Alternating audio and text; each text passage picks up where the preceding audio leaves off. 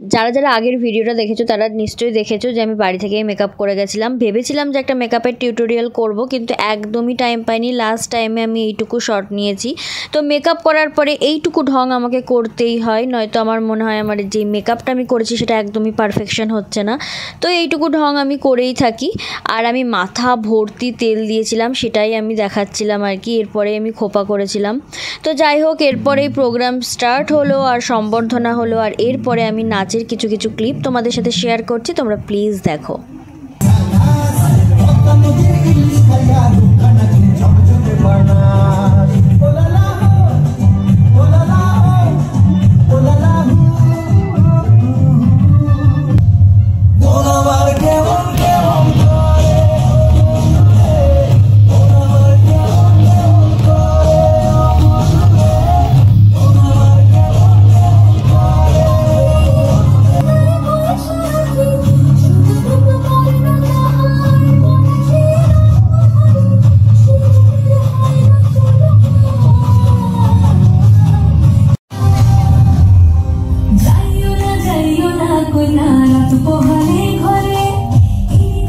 অনেক দিন পর সদনে গিয়ে আমার ভীষণ ভালো লাগছিল। আর সব থেকে ভালো লাগছিল আমাদের যে নাচের গুরু তার ফটোটা দেখে।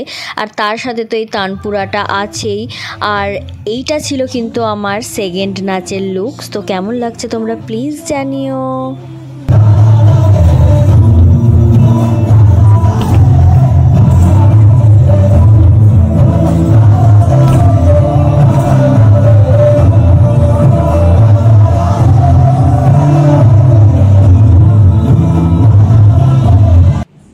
নেক্সট যেই আমার নাচটা ছিল সেটা পুরোটাই ছিল একটা সাউথ ইন্ডিয়ানের ওপর, তাই আমার লুকসটাও সেই রকমই হয়েছিল।